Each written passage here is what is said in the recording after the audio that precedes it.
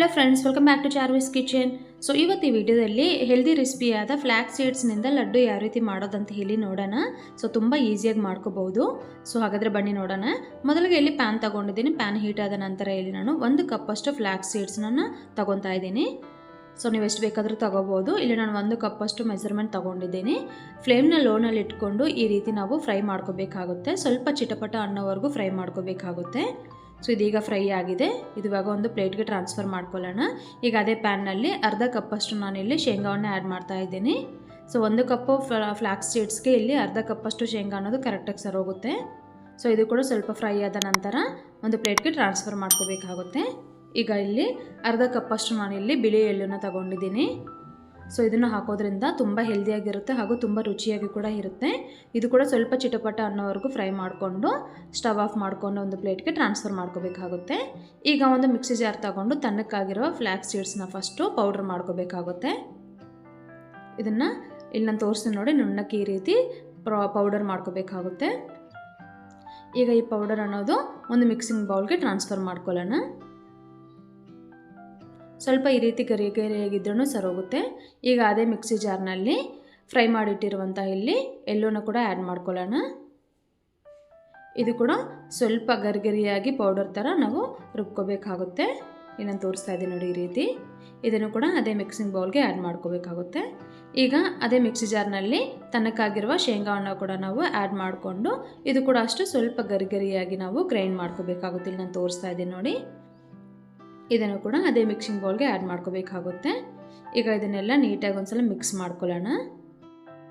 ನೀವು flax seeds ಅನ್ನೋದು ಎಷ್ಟು ತೊಗೊತೀರೋ ಅದಕ್ಕೆ ತಕ್ಕಂತೆ ಶೇಂಗಾ ಹಾಗೂ ಬಿಳಿ ಎಳ್ಳು ಅನ್ನೋದು ತೊಗೋಬೇಕಾಗುತ್ತೆ. ಈ ರೀತಿ ನೀಟಾಗಿ ಮಿಕ್ಸ್ ಮಾಡಿಕೊಂಡು ಇದನ್ನು ಸೈಡ್ಗೆ ಇಟ್ಕೊಳ್ಳೋಣ. ಈಗ ಇನ್ನೊಂದು ಬೌಲ್ ತೊಗೊಂಡು ಇದರಲ್ಲಿ 1 ಕಪ್ಪಷ್ಟು ನಾನಿಲ್ಲಿ ಬೆಲ್ಲವನ್ನು ಯೂಸ್ ಮಾಡ್ತಾ ಇದ್ದೀನಿ. ಸೊ 1 ಕಪ್ಪಷ್ಟು ಫ್ಲ್ಯಾಕ್ಸ್ ಸೀಡ್ಸ್ಗೆ ಇಲ್ಲಿ 1 ಕಪ್ಪಷ್ಟು ಬೆಲ್ಲ ಅನ್ನೋದು ಕರೆಕ್ಟಾಗಿ ಸರೋಗುತ್ತೆ.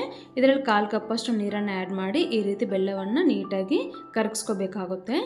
ಸೊ ಇದರಲ್ಲಿ ಏನಾದರೂ ಕಸ ಕಲ್ಲು ಏನಾದರೂ ಇದ್ದರೆ ನೀಟಾಗಿ ಹೊರಗಡೆ ಬಂದ್ಬಿಡುತ್ತೆ. ಈ ರೀತಿ ನೋಡಿ ನಾವು ಸೋದಿಸ್ಕೋಬೇಕಾಗುತ್ತೆ. ಸೊ ಈಗ ಸೋದಿಸ್ಕೊಂಡಿರೋ ಈ ಪಾಕವನ್ನು ನಾವು ಒಂದು ಪ್ಯಾನ್ಗೆ ಮತ್ತೆ ಟ್ರಾನ್ಸ್ಫರ್ ಮಾಡ್ಕೋಬೇಕಾಗುತ್ತೆ. ಇಲ್ಲಿ ನಾನು ತೋರಿಸ್ತೀನಿ ನೋಡಿ.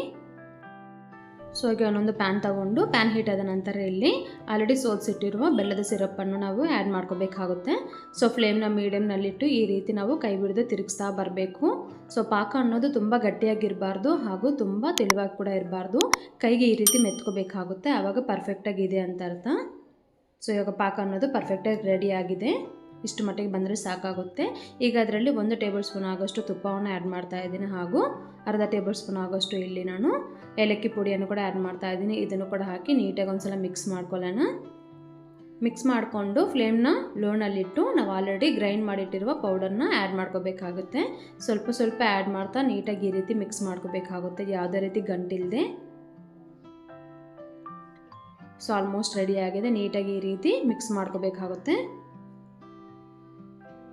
ಸೊ ಇದು ಕಂಪ್ಲೀಟಾಗಿ ಮಿಕ್ಸ್ ಆದ ನಂತರ ಸ್ಟವ್ನ ಆಫ್ ಮಾಡಿ ಇದನ್ನು ಸ್ವಲ್ಪ ತಣ್ಣಕ್ಕಾಗೋದಕ್ಕೆ ಬಿಡಬೇಕಾಗುತ್ತೆ. ಸ್ವಲ್ಪ ವಾಮ್ ಆಗಿರೋವಾಗ ಇದನ್ನು ನಾವು ನೀಟಾಗಿ ಇನ್ನೊಂದ್ಸಲ ಕೈಯಲ್ಲಿ ಮಿಕ್ಸ್ ಮಾಡ್ಕೋಬೇಕಾಗುತ್ತೆ. ತುಂಬ ತಣ್ಣಕ್ಕಾಗೋದಕ್ಕೆ ಬಿಡಬೇಡಿ. ಇಲ್ಲಿ ನೋಡಿ, ಈ ರೀತಿ ನೀಟಾಗಿ ಈ ರೀತಿ ಒಂದ್ಸಲ ಗಂಟಿಲ್ದೆ ಮಿಕ್ಸ್ ಮಾಡಿಕೊಂಡು ಇವಾಗ ನಾನು ತೋರಿಸ್ತಾ ಇದ್ದಂಗೆ ಚಿಕ್ಕದಾಗಿ ಬಾಲ್ಸ್ ಥರ ಮಾಡ್ಕೋಬೇಕಾಗುತ್ತೆ. ಇಲ್ಲಿ ನಾನು ತೋರಿಸ್ತಾ ಇದ್ದೀನಿ ನೋಡಿ, ಈ ಸೈಜಿಗೆ ಕರೆಕ್ಟಾಗಿ ಮಾಡಿಕೊಂಡ್ರೆ ಸರೋಗುತ್ತೆ. ಸೊ ಈ ಫ್ಲ್ಯಾಕ್ಸ್ ಸೀಡ್ಸ್ನಲ್ಲಿ ತುಂಬ ಹೆಲ್ತ್ ಬೆನಿಫಿಟ್ಸ್ ಇದೆ. ಸೊ ಇದು ಡೈಜೆಷನ್ಗೆ ಹಾಗೂ ಹಾರ್ಟ್ ಪೇಷಂಟ್ಸಿಗೆ ಹಾಗೂ ಕ್ಯಾನ್ಸರ್ ಇರೋರಿಗೆ ಹಾಗೂ ವೆಯ್ಟ್ ಲಾಸ್ ಮಾಡೋರಿಗೆ ಇನ್ನೂ ಹಲವಾರು ಬೆನಿಫಿಟ್ಸ್ ಇದೆ. ಡೈಲಿ 1 ಲಡ್ಡನ್ನು ಕರೆಕ್ಟಾಗಿ ತೊಗೊಂಡ್ರೆ ಸಾಕು, ತುಂಬ ಇಂಪ್ರೂವ್ ಆಗುತ್ತೆ ಹೆಲ್ತ್ ಅನ್ನೋದು. ಸೊ ಐ ಹೋಪ್ ಈ ನನ್ನ ರೆಸಿಪಿ ಇಷ್ಟ ಆದರೆ ದಯವಿಟ್ಟು ಲೈಕ್ ಮಾಡಿ, ಶೇರ್ ಮಾಡಿ, ಕಮೆಂಟ್ ಮಾಡಿ ಹಾಗೂ ನನ್ನ ಚಾನಲ್ನ ಫಸ್ಟ್ ಟೈಮ್ ನೋಡ್ದಂಗಿದ್ರೆ ದಯವಿಟ್ಟು ಸಬ್ಸ್ಕ್ರೈಬ್ ಮಾಡ್ಕೊಳ್ಳಿ ಹಾಗೂ ಪಕ್ಕದಲ್ಲಿರೋ ಬೆಲ್ ಐಕನ್ನ ತಪ್ಪದೇ ಕ್ಲಿಕ್ ಮಾಡಿ. ಸೊ ನಾನು ಹಾಕಿರೋ ರೆಸಿಪೀಸ್ ಎಲ್ಲ ನಿಮಗೆ ನೋಟಿಫಿಕೇಷನ್ ಸಿಗುತ್ತೆ. Thank you so much for watching. Bye bye.